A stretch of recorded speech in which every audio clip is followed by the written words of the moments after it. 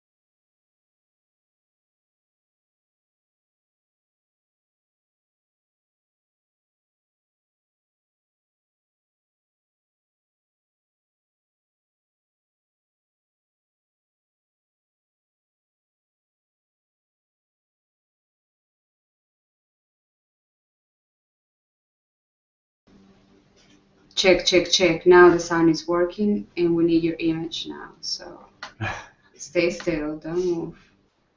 Okay.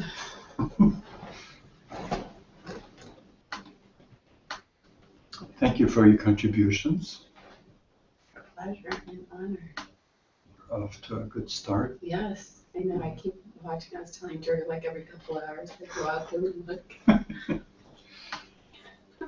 Yeah, now that. Okay, now things are working. Okay, good. So apologize. All right. I'm supposed to apologize. Sorry, we had technical difficulties. Thanks for hanging in there with us. Okay. So I'm going to read a short section from my book, HeartSourcing, which is now ready to be published. And it's a chapter on healing emotions. Our emotions swing on a pendulum. We move back and forth from pleasure to pain, from attachment to hatred, from grasping to rejecting. This is what binds us to the world of duality. This is how we suffer. And because it's a pendulum, whenever we attain the pleasure we seek, we put in place the seed of the pain that will follow. To find peace, to be in emotional harmony, we must first find the still center, the pivot point. This is the non-dual mind, the place of emotional peace, the deep heart. We all have to deal with emotional challenges. They are not a curse, but rather something we can encounter in new ways. Something we cannot only heal, but mine for wisdom. That, however, will take some readjustments in the ways we deal with pain. When we make these adjustments, our emotional challenges can be a door to freedom, a means to find the end of suffering. Emotional wounds can fester for a lifetime.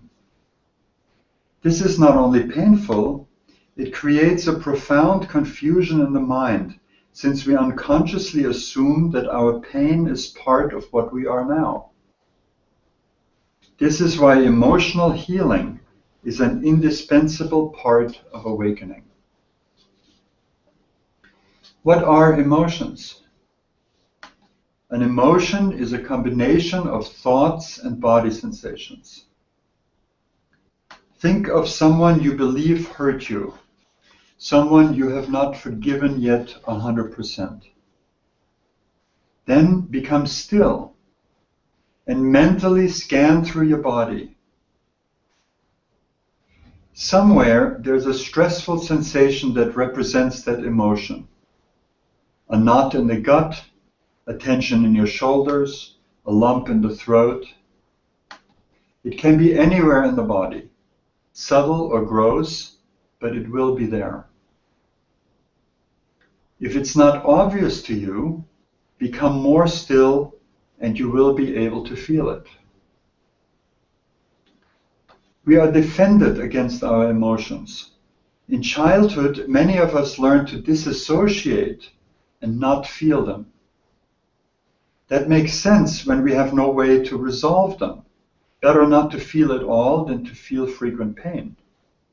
But it also makes sure that these wounds do not heal. Repressed emotions have amazing resilience. When toxic emotions are repressed, they hide in the body and can become serious emotional complexes, a behavior problem, or make us ill. Our emotions can literally kill us. Did you know that there's a spike of heart attacks on Monday mornings? People who can't stand to go through yet another hectic or humdrum week, doing meaningless work and feeling like an insignificant cog in the machinery of an uncaring world, kill themselves right on time at 9 o'clock on Monday morning. Emotions are that powerful. I'm going to jump to the next part, which is called finding the key. Stressful feelings wash over us in waves or patterns we recognize. We say we are prone to depression, anxiety, anger, or fear, as if this is simply the way it is and we can do nothing about it. Our toxic emotions are like a pair of glasses through which we see the world. If we are sad, the whole world is tinted gray and dreary. If we are scared or angry, we are certain that other people are out to get us. Whatever we project, we perceive, a self-fulfilling prediction. Over and over again, we fail to create harmony or success. No one taught us how to heal our emotional wounds. The choice we have is quite simple. Either we put forth the effort to free ourselves, or we continue to live in pain. So then, of course, we go on to talk about how can we really free ourselves. And traditionally, what we do is we look for the cause of our problems. And if there's one cause that stands out, that can be quite successful. If you've been neglected or abused in childhood, for instance, and that's why you now have a pattern of anxiety, that can be a great help to heal that. However, it's never the only cause. So there are causes behind that, and people do past life regressions to find other causes. So how many lives are you going to visit? There's an infinity of causes, and so to go after the cause, while helpful to some extent, can never truly free you. So in heart sourcing, we go to the place in us that is already free of reactivity. We find the place in us that is always in peace, that is always in love, that is love. And that is the heart. And by the recognition that we are that, and not the bundle of reactivity that we experience, we shift our perception from imprisonment to freedom. So that's the great advantage we have, because we realize that that place of freedom is already in us, and we know how to gain access to it. So let's just stay with that for a moment. Any questions? This is not entirely new to most of you, but since we're already, because this is so much the meat of the matter, and these emotions, even if they're subtle, they have an impact in that they veil from us who we truly are. So we use the emotion, in a sense, as an entry point into the heart, into our true being. So I had an experience the last, I don't know, maybe 2 or 3 months, where I would wake up at 5 or 6 in the morning, and I'd feel a little uncomfortable in the stomach. So it's very subtle, no big deal, but it was there, right? I noticed it. And I started working with it. Now, some emotions that are in the body are very solid, and you can immediately find them and go there and focus on them with open attention and set the stage for them to dissolve. But there are others, like this one, that is like it doesn't want to be seen. So I'm talking about a more difficult emotion to deal with on purpose, because it'll help your skill level with this. So I'm going into the belly, and first of all, the thought is, oh, it's something I ate, or something like that. Not true. Because after an hour or so, it would dissipate and nothing changed, right? So it was definitely an emotional thing, I noticed. And it didn't want to be seen. So when I focused on it, it became cloudy. It was really like it snuck away. Remember, we're dealing here with a part of us that needs help, right? So I'm focusing it, it sneaks away. I'm focusing it, it sneaks away. You can tell the difference between an emotion, a body sensation dissolving, and just sort of becoming invisible, right? So this went on for, like I said, like 2 months or so. And every morning I do a little, not every morning, but whenever I woke up early and this was there, I would do a little bit of work on this. And this morning, it's like every time you do this, you thin out that old emotional reactivity. So this morning, it was thin enough for me to penetrate that layer of cloudiness, of not accessibility, right? I was able to get there and really feel it much deeper. And then, of course, quickly it dissolved. So what we're doing here is we're not just dealing with some discomfort you have in the moment. We're dealing with patterns that could be ancient, that could be lifetimes and lifetimes. And yes, that concerns the personality, but that is the vehicle in which we live. And the personality is what's created in our mind. It's like we create ourselves from a deep place, right? Ourselves, our little selves. Our personality, the vehicle that we inhabit, we create that. And then we blame our parents and everything else, of course. But let's get past that delusion. So as you can readjust what is not whole inside of you, what is not working for you, and allow it to relax into its true state, that disturbance will disappear. And when we're dealing with emotions like that, the wonderful thing is we don't need to know what it's about. I have no idea what this discomfort is about. I don't need to know. Sometimes we need to know, and then memories or insights about what it is that we're dealing with will surface, and we'll notice, oh, this was that, or a thought, a toxic thought will appear, and we see that as not true. But a lot of times you can deal with emotions just simply where they appear in the body as body sensations. Bring your attention, your basic mindfulness into that. Keep it there, and that sets the stage for whatever is out of order to dissolve, and for your natural state, which is harmony, to reassert itself. You had a question?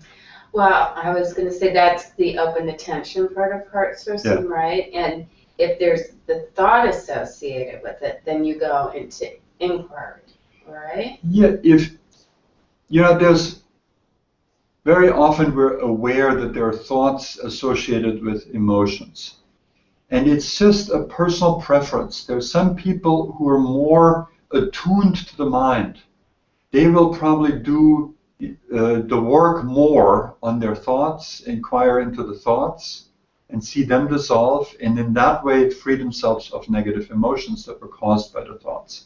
Other people are just more attuned to the emotions, and for them, heart sourcing may work more. And every once in a while, there's a thought that's really strong, a negative, stressful thought that's really strong, and then it's great to go after that with the inquiry, with the work, right?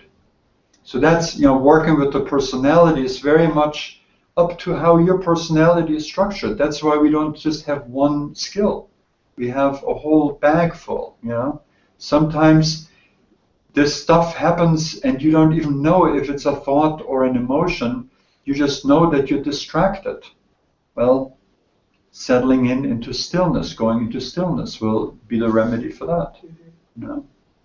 And for all of it, the remedy is to shift your awareness and to be aware that you're not this body, mind, personality, this character that's running around, but you are the place of pristine freedom and peace deep inside of you.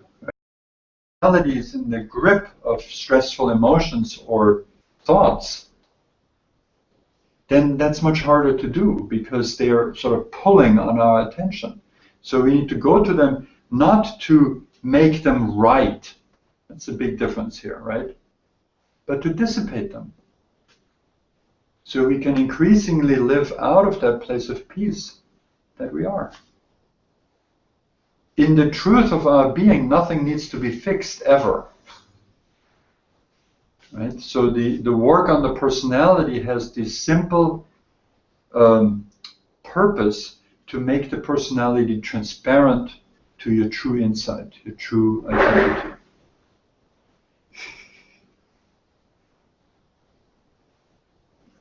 I find that I use all the aspects of your program all day long, just depending on the situation. Yeah. If it's that emotion, that physical feeling, I got to open attention. If it's just a beginning of an uncomfortable situation, I'll immediately heart source. But then if it gets bigger than that and becomes the emotion or becomes the thought, then I go to inquiry. So it's all of them together that works so beautifully for me. It's like just the cohesiveness of them together. It's really an integrated system of a few skills that everyone should have to deal with the difficulties of life in the most skillful manner. And My arsenal. It's just living in an aware way. And what happens is your patterns of suffering melt away.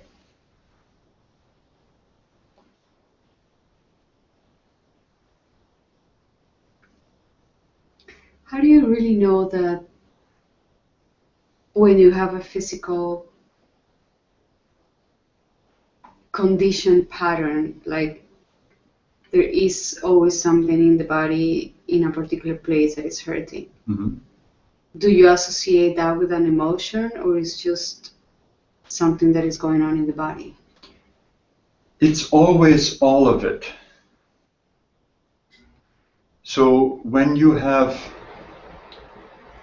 a physical problem, like say a actual diagnosable physical illness, right? The emotions tied into that. I'm not saying necessarily that there is a linear connection between the emotions causing the physical illness. That can sometimes be there, of course. But there are always emotions tied into it. And you will, of course, do whatever you need to do to enable the body to heal physically.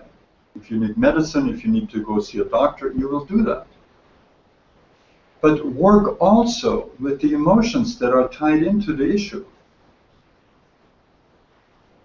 One time a woman came up to me after a talk I gave and said, I talked about cancer, and she said she had breast cancer and she couldn't feel anything. There was no pain, so she didn't know how to work with it.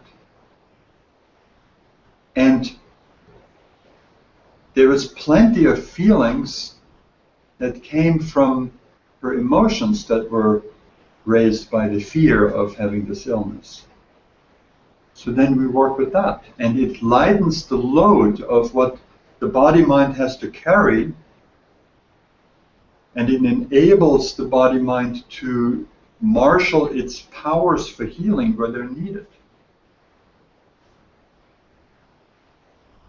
And we cannot guarantee physical healing, but we can always work on emotional healing, on shifting the insight from, oh my God, I am dying, for instance, with cancer, to understand that that's impossible. It's impossible that you could die.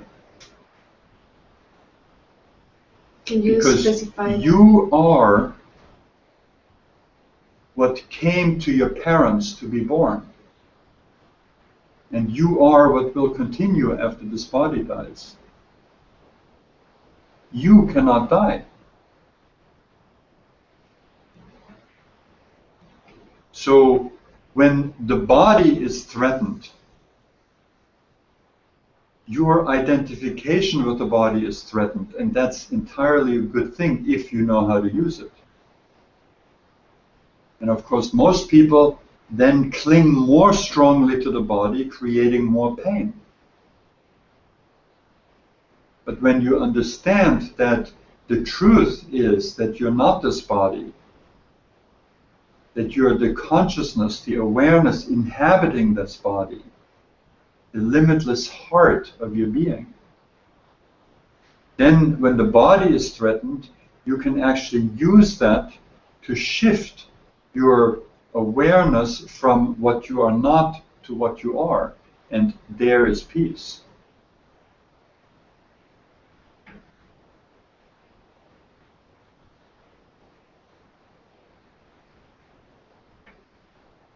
I had a session today with a man, and we became very clear that this planet is a mental asylum. We believe things that aren't true, and we do things that hurt us. Is that enough proof?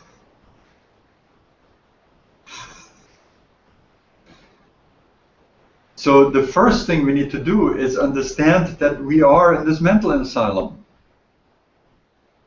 That what we consider normal isn't healthy, isn't true. And when we realize that, that is like half the battle is won, because now we can actually look for a way out of this place. And the way out of this place, of course, is here. When you say the way out of this place, what is exactly? This place is the mental asylum in which you are locked because your mind has taken on the characteristics through your conditioning, the characteristics of the patients in the mental asylum.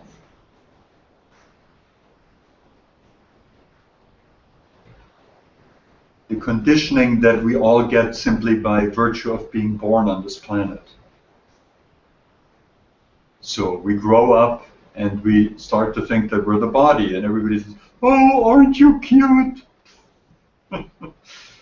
And they're referring to the body.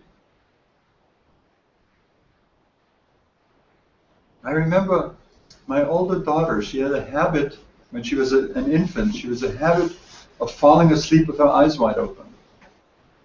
And it was fascinating, because I could see her awareness recede in the eyes. You could actually see it, physically see it. It would recede and would like be gone. And all I saw then was just a body with a pair of eyes open, but nobody in there, no consciousness in it. And then I was so fascinated, I would like observe this, right? I would like hang over her, look at her, and then out of way down, consciousness would be, I could see it, would return toward the eyes and then into the outer perception.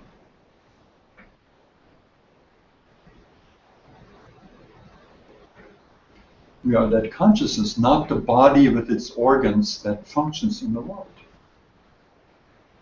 That body and that mind are vulnerable. Yes, they need protection.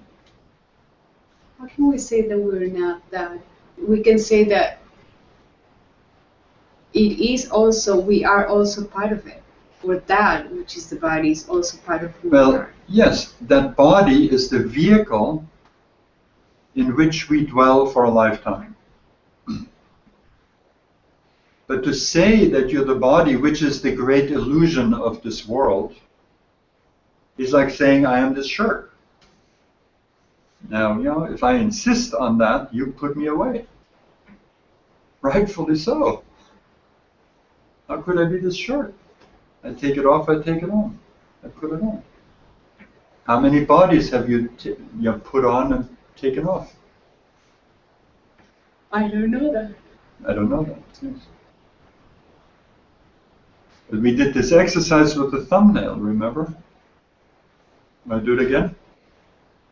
So look at your thumbnail on your hand. And as you're looking at the thumbnail, sense how you are identifying with the body that's attached to the thumbnail. It's an actual sensation. You feel yourself to be that. And then the thumbnail grows and you cut off the fingernail top, yeah? And you throw away the clipping. Does that mean you're losing something of yourself? No. The clipping just goes. So now look at that thumbnail again and ask yourself, what is aware of that thumbnail and the body that's attached to it? And distinguish between the body and its sense organs, the eyes, and the ears hearing what I'm saying. That's the body. And then there's the awareness in you that is aware of fingernail, body, sound, meaning of words, etc. So which one are you? Are you the body or are you the awareness that is in the body?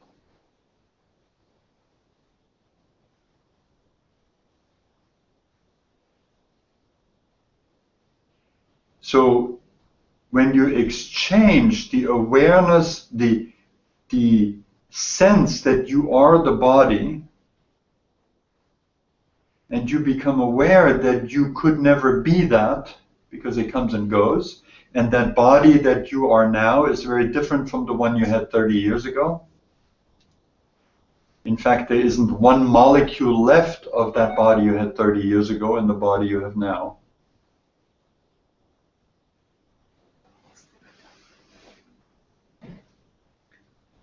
How could you be that?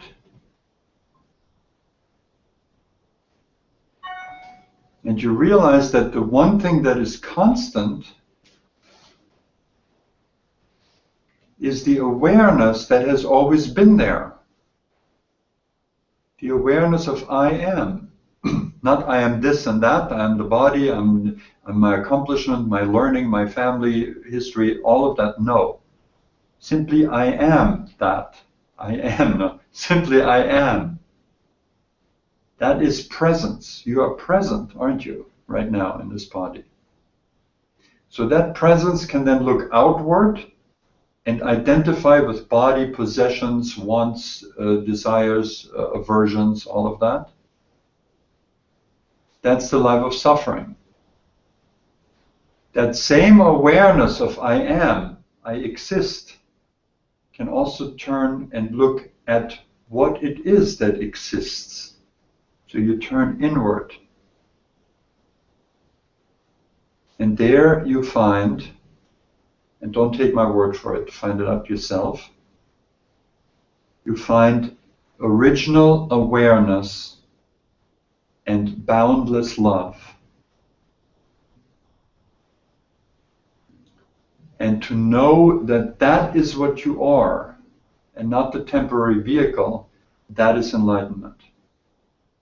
And that is unchanging. Enlightenment isn't some acquisition. It's finding the truth of who you are and resting in that, because it's timeless. And when you know that, you are free forever.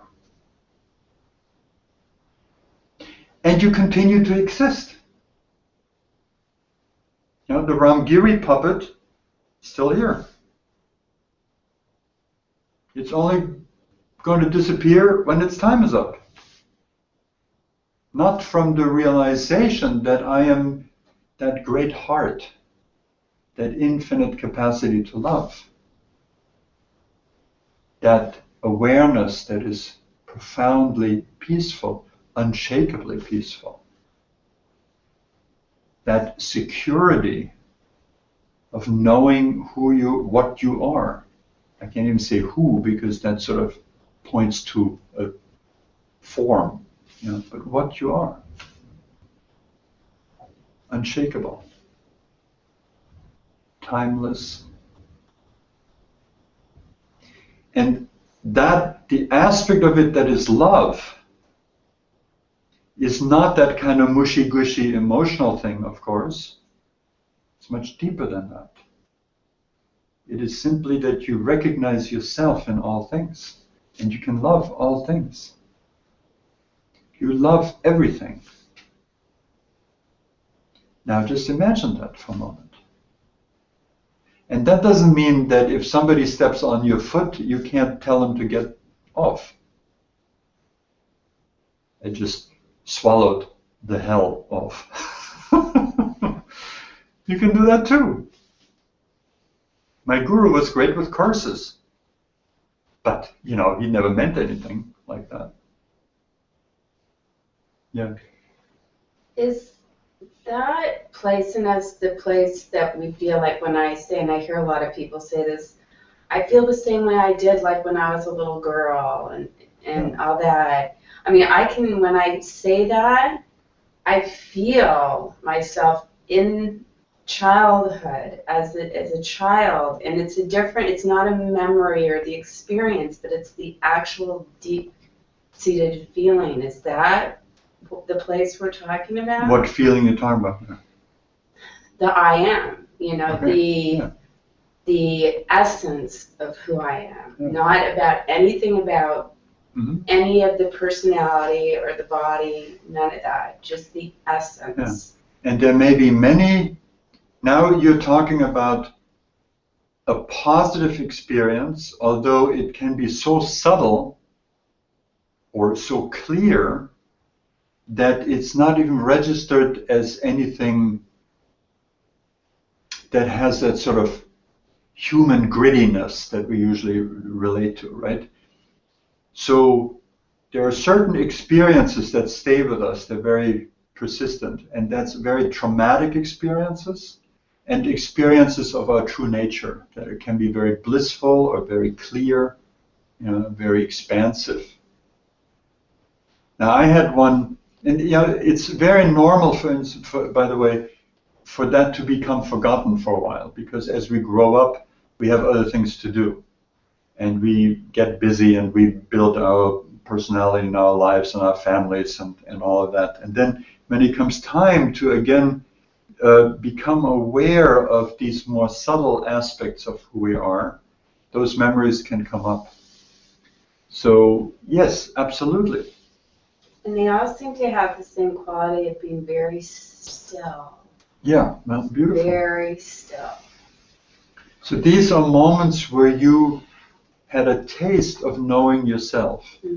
And of course there's no limit to that. So if you have that stillness and you feel comfortable with it, do you feel comfortable with it?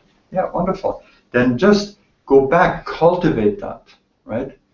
These moments, whether they happened in childhood or they happened a few days ago, they're signposts that show you your nature, that show you which way to go. you know. It's beautiful. Now, I just wanted to also say that I had an experience that happened when I was very young, like an infant. And that I couldn't remember that for some time, but then the memories came back very clearly. And it was that my body turned into this cosmic being, like cosmic proportions. And at the same time, I had, as a little kid, I had this task now of growing up and becoming a person, right? The task of shutting down all this expansive experience, right? So from the point of view of the developing person, those expansive experiences were scary. And I just had to try to shut them down. So then later, still when I was a teenager, they kept coming back. And at one point, I was just able to allow it. And with that, the fear went, and then also the experience didn't come back. And then only much later was I able to really understand what that was about. It wasn't that much later, actually. Because I saw, when I was hanging out with my guru, I saw he turned into that for me, that cosmic being. I realized, oh, that's what that was. And so the fear went away, you know. And I'm just mentioning that to make clear that sometimes we have extremely positive experiences, but we get, the little person gets scared of it, you know. And we are scared of being the infinite. But too bad. That's what we are. But the infinite is only scary when we look at it with the mind. You know, the mind is like it can't comprehend that. So it's like, oh, this is just going to be too big and I'm going to explode with this vastness of who I am. Right? And, you know, that, of course, the parallel to that is the clinging to the pain body, to the little experience of the little me that we think we are, right?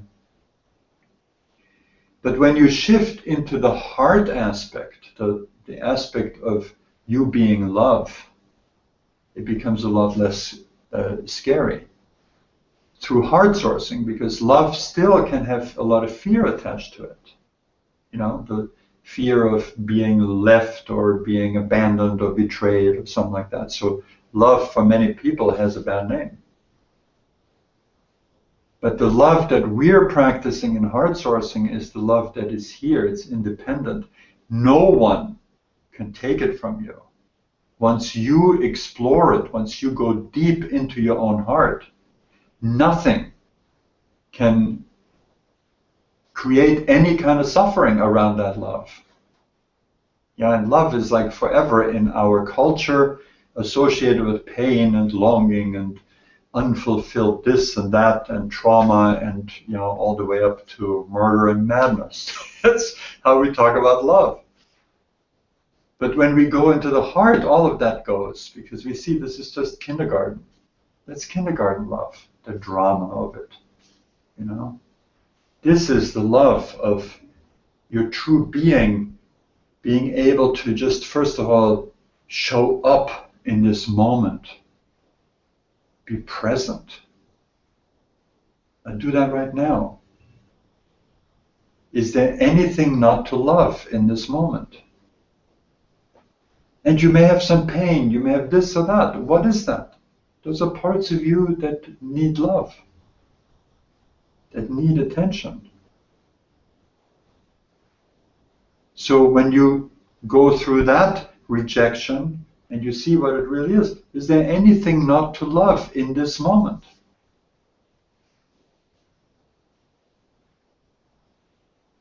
But then we go into the past and say, oh yeah, terrible things happened to me.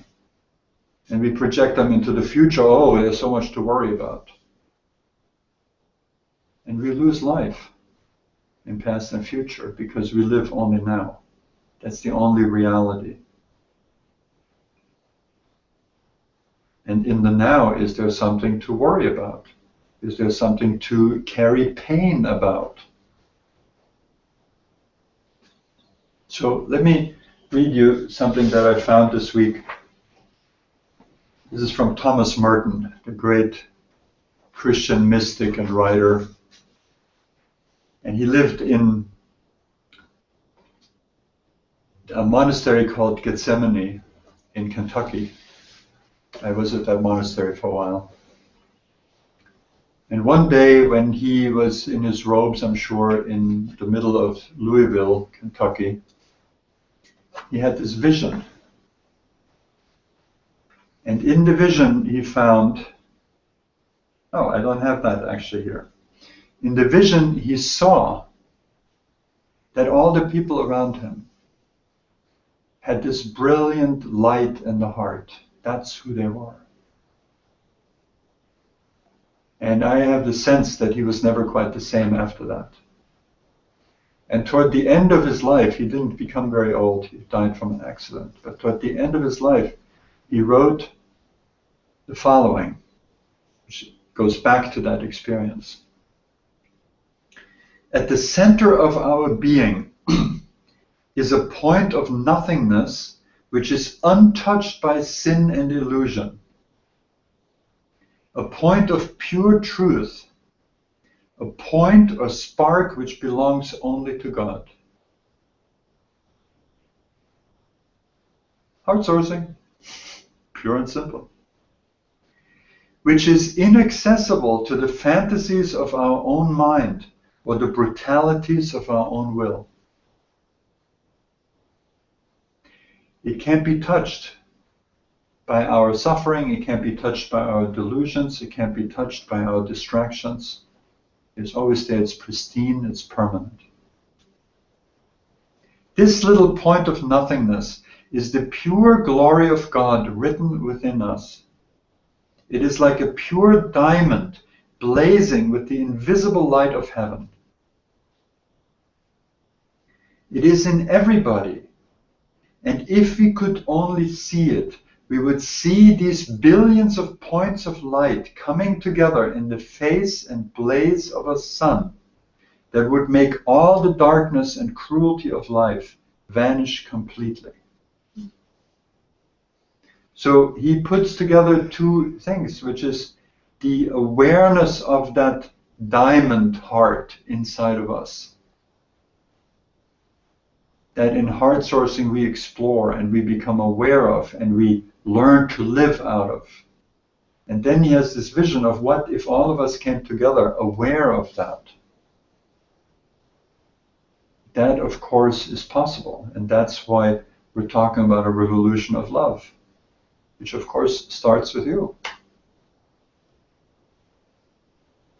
And as your capacity to live out of your heart increases, you will increasingly be able to recognize that in others. And you will meet people and it's like you've known each other forever. And it can happen very fast, sometimes instantly. And you see others and you see that they're just nowhere near the heart. That they're still in a state of mind where they cause themselves a lot of pain. And you can see them with absolute compassion because you've been there and you know it. And that compassion doesn't have to go fix them, because that's God's business. But that compassion is what opens your heart with everyone you meet. And even in that, you allow yourself to be human. So if somebody cuts you off in traffic and you don't like it, it's okay. Just don't take yourself for real. You know? So the body and personality has its habits. Do we need to change them all and become angels? That's impossible. And it takes way too long. Let's just realize that that personality is a good vehicle for this life, but we're not it. It's like maybe life gave you a VW and you want to drive a Bentley, but you got a VW. So why not be happy with the VW? Because that's what you got. And it's the perfect vehicle for you. How do you know? You got the VW. Yes. What do you think of direct access to enlightenment without using a practice? Well, that's exactly what we're talking like about. Like Eckhart Tolle, he doesn't have a practice. No, he does have a practice. It's called presence. It's the same as open attention. It's exactly the same. The practices that are valuable are the practice. This is very important. The practices that are valuable are the practices that dissolve our delusion. In other words, that dissolve our attachment to stressful thoughts and negative emotions. Because as long as we have attachments to them, we're still imprisoned. The 10 billion other things that you can do that are greatly interesting to the personality and wonderful, you're this spiritual adventurer and this and that, they're all useless because they're just creating more of this sense of me that you're not, right? So the direct access to your enlightenment is already always there. And if you're in the moment recognizing that, then absolutely there's no practice for you. A practice would just simply be a disturbance there. But when you're not in that place of clarity and you're in some subtle or not so subtle way attaching yourself to a desire or a fear, then it's really good to know how to get free of desire and fear, so you can be again in that place of spontaneous, always present enlightenment, which is your nature. So this is how this practice and no practice thing works together. Now, one of the reasons why so many people are insisting that practice is a bad thing is because they just came out of a spiritual way of being that is about acquiring something, and it's a total misunderstanding. You know, we're trained, we're conditioned to acquire things. If you don't have something, go and get it, right? So then we said, okay, so what's the most valuable thing? Oh, I heard about this thing called enlightenment. I'm going to go and get it, right? And if you start to practice, and you practice for the next 8 lifetimes with this sense of acquiring enlightenment, and then finally you realize, hey, wait a minute, there's nothing to acquire, then of course practice has a bad name for you, you know, a bad feeling. Not because practice is bad, but because you just practiced in the wrong way for a long time, right? But there's absolutely nothing wrong with practice in the moment when you need practice. And when you're in the moment where you don't need practice, don't practice. Very simple. And of course, in our true nature, when we're there, there's nothing to practice except life. And life is like the most exhilarating practice of all, because every detail of what happens is a moment of enlightenment that unfolds and unfolds and unfolds. Enlightenment is not one monolithic thing. It's like you get it, then you got it, baby.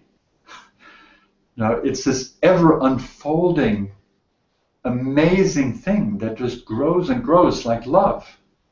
And there's no end to the love of it, and the miracle of it, and the awe of it. That's the way of life in enlightenment. So enlightenment, again, in our little minds, we make it into a thing. Right? Okay, I got enlightenment. It's sitting right here next to me in the chair. You know? It's not like that. Enlightenment is simply living in the freedom of your heart, of your love, of your boundless awareness. Yes? You said that we do get rid of desire and fear.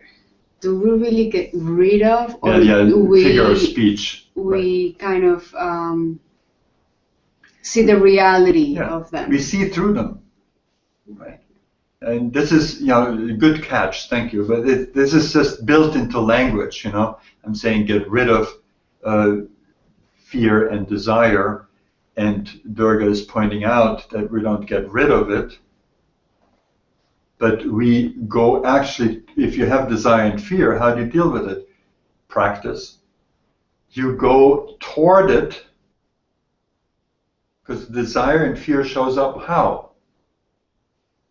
As ego delusion, as thoughts, and as emotions. They then become behaviors, etc., right? But basically it's these three levels, right? Your basic sense of I want, I need, Then we have the thoughts that come, I need this, I need that. I hate that, I don't want that, I fear that. And then we have the feelings that flesh that out, right? So that's what catches us. And in that moment, we're not free. So we look at the emotions, we examine the thoughts, and we go into the I thought and look at that very clearly and turn it around into itself, where it dissolves and it becomes the universal I, the I that is everything, the I in which all existence appears, the mind in which, or the awareness in which all existence appears.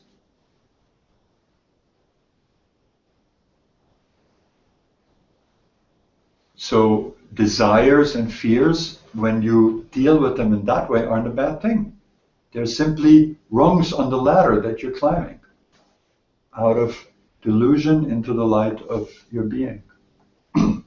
Yes. When you were talking about like being a VW as opposed to Bentley or whatever that was. No, I didn't say you're a VW or a Bentley. I said you're driving one. Right, you're driving one. But as you heart source and come to find your true essence. And what come into your true essence, doesn't your vehicle change somewhat? Yes. So you aren't. It changes, but you're not going to be 6 foot and a natural blonde. Right. Okay. Right, but that's what I'm personality. saying. The personality, body, mind, personality completely changes because it's not a thing. Mm-hmm. It's a happening event. Like Deepak Chopra was talking about that. How with each exhale, you exhale, millions of molecules. Mm-hmm. And the molecules that your body exists of are exchanged every 7 years. Every molecule is gone in your soft tissue. In the bones, it takes 14 years, apparently. After 14 years, there's not a molecule left of your physical body, the one that you have now. So how many, just count your years and you know how many completely remodeled versions of your VW vehicle you've been riding in, right? It changes all the time. But there are certain givens, it's like I'm not going to be the President of the United States, God forbid. So that's okay with me. I'm just happy being me. And that's what we can all accomplish. We can become happy being who we are. But we're not the vehicle. We're the awareness inside the vehicle, the one that's aware of this. That's what can be enlightened. The vehicle cannot be enlightened. So we're not victims of our vehicle. We're masters. We're not victims of our vehicle unless we want to be. Right. Now, that's not an easy statement because the pain body wants to be, so there's this unconscious clinging to it. Yes, Denise. I kind of lost it, but I wanted to ask something along the lines of, so I guess I'm using, maybe I shouldn't use the word love, but I want to say something like accept or embrace. I wonder if loving, coming into your true essence and being at peace there, if that precludes like an acceptance of also the vehicle, because I think I'm having a hard time. I guess I'm like thinking in wholes, but I kind of feel like one precludes the other, and I guess that's kind of the fear that you're talking about. That's what the mind does. The mind is conditioned to think, well, if it's that, then it can't be this, right? Not true. In spiritual life, you see increasingly that realities, when you look at the different aspects of reality, it's not either or, it's both and, right? So yes, what we need to do here, and what we're doing in this conversation, is to distinguish who we are from what we are not, right? We are the awareness and the love essence in the heart. It's all bumpy because we're using words to describe this, right? Words can just point towards something, right? So we are this awareness and love that can observe the body, observe the world, be aware of it. And that awareness is separate from the thing it observes, right? Now, the characteristic of that awareness is threefold. It knows that it exists, right? Do you know you exist? Okay? No doubt about that. Are you aware of that existence? Yeah. Right now it shows up as this. Your existence shows up in the vehicle that you inhabit, your body, mind, personality, right? So you're aware of that. And the third aspect is love. So you can love that awareness. The awareness that the being in you, the self, can love the vehicle that you show up as. Right? Absolutely, 100%. So in heart sourcing, when we go into the heart and we just relax into that space and we feel it, and we have some sense, first maybe just through visualizing it, because you're being told to do that.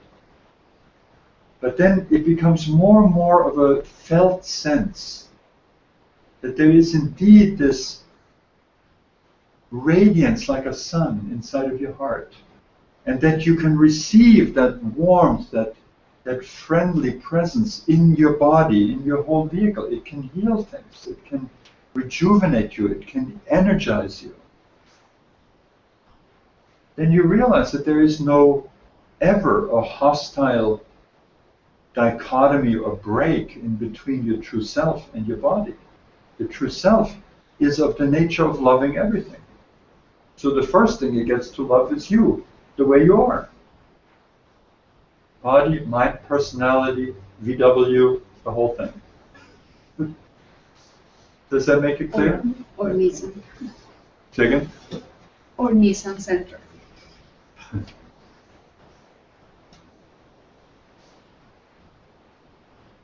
So I heard something I said earlier, which is that we're given our situation, our life situation, which of course always changes. And part of that life situation is that we have impulses to change it even more, which is perfectly fine if they feel peaceful or moving us toward peacefulness. And as that, and within that, we can find complete happiness. The complete happiness is already who we are, deep inside. And it is right now in this vehicle of a body and personality. So can you love yourself? If you love yourself, that is not the sick, narcissistic kind of love, which is really a way of self-rejection and it's flipping it around. Being in love with what you're not. The body, your wonderful self, small little self. But can you recognize, can you relax enough to go into that place in you of love? of self-acceptance, with all the wrinkles and character peculiarities that you may have. They're like the spice in the food. They're fine. And if there's something about your personality that's really not working with you, change it. And we know how.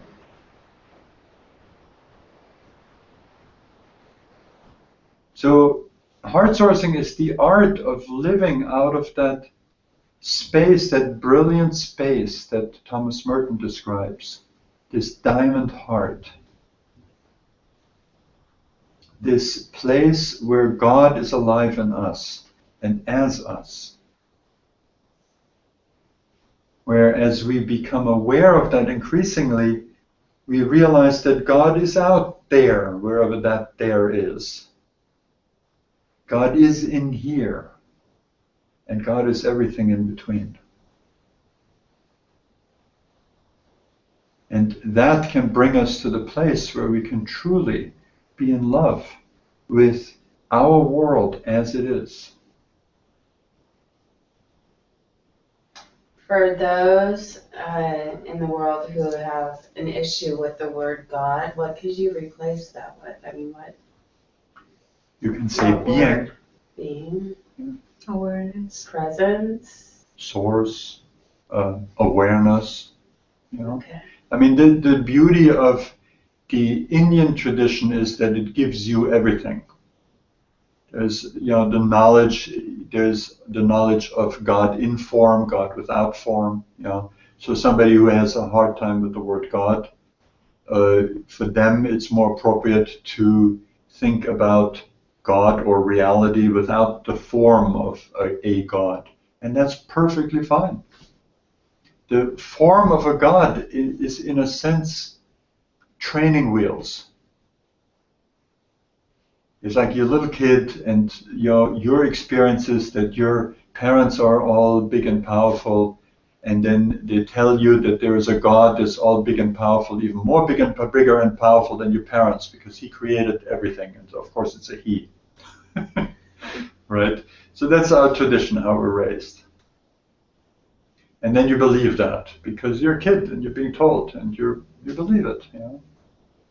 And then you find out more. I mean, in my case, I found out more of the Catholic dogma, and it just didn't jive. It just, threw me into a crisis of faith at 14 and 15. And I heard that God is all loving. Well, that felt totally right instantly. But then I heard that, if you don't do it the way we say you should do, then you're going to end up in eternal hell. That didn't compute, because the two things can't coexist. And so I had to let go of that whole idea of God. And God didn't seem to mind. Like I wasn't being, he didn't smote me or smite me, whatever the word is, right? No, it was perfectly fine. And then I learned something very interesting. I got interested in Tibetan Buddhism. And, Buddhism basically has no deities or anything, no God in it, the original form of Buddhism. And then Tibetan Buddhism has all these deities, this whole pantheon of deities, very colorful, some of them very nice, some of them really scary looking. Oh, what the heck is that? And then I read, and this was like a key insight for me, I read that these forms of the deities in Tibetan Buddhism represent enlightened qualities of the mind, of my mind. They're simply projected onto a screen and made a picture of. And the mind is very powerful and creative. So when I was then involved with the Hindu tradition later, I realized that the mind is so powerful, it can project these deities, and they come to life, and they interact with you. Very powerful, amazing experiences of your own mind showing you what you're all about. And is all that necessary? No. Go to Zen. There's none of that. You know, and again, it depends on what your preferences are. For some people, that cleanness and sparseness of Zen is perfect. Of course, there's form. Just look at the beauty of architecture and gardening and art in that tradition. You know, everyone deals with form. But then, you know, other people love the form, and for them, you know, 10,000 deities are not too much. When you realize that they're all manifestations of that pure essence of your being, this pure essence of your already enlightened mind.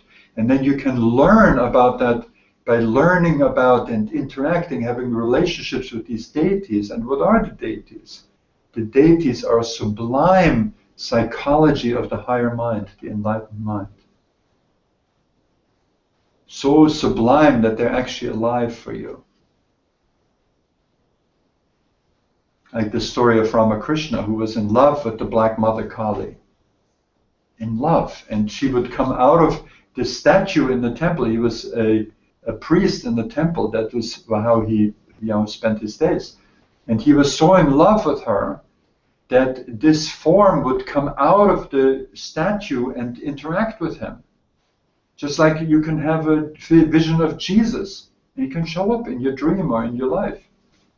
And his third eye was so open, his ability to see that was that, you know, he was just in ecstasy dealing with her all the time.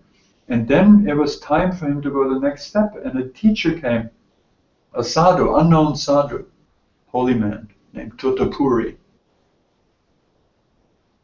And he realized that what was the matter with him was that he was so in love with form, in love with the world in the form of his goddess, that he wouldn't go beyond it.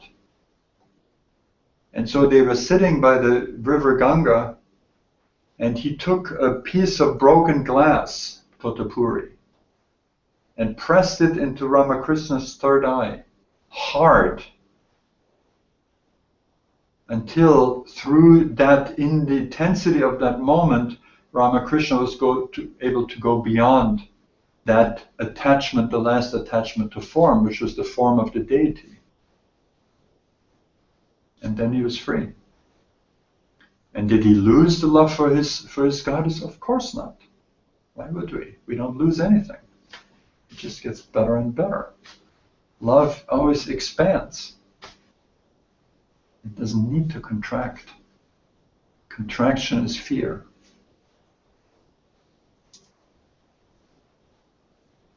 So whether you go a path with a lot of form or with no form, totally your choice.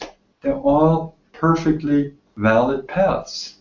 As my guru said, when we asked him what's the best way to worship God, he said the best way to worship God is every way. You know, you find your way and you approach the truth of reality that way. And the only thing that matters is how committed are you, how serious are you, how important is that for you? Because there's 10 million other things that are screaming at us, I'm more important, I'm more important. Are we listening to them? Or are we listening to this? That's the only question. And the more you listen to that, the faster you will be able to leave behind this world of suffering and can recognize that it's a world of divine joy for you, a miracle of living in this world every day. Every moment, every breath, an incredible blessing.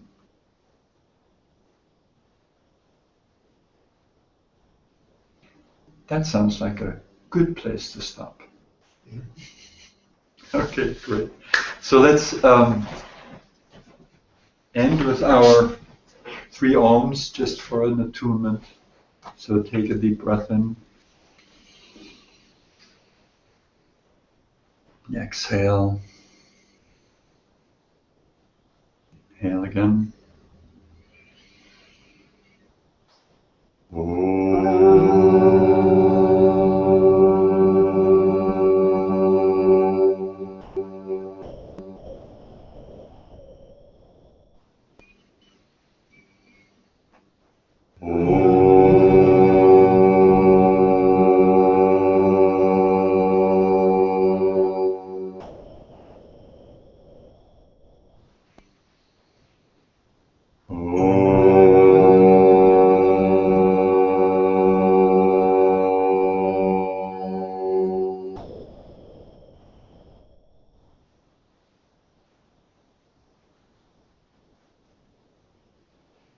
Thank you. Namaste.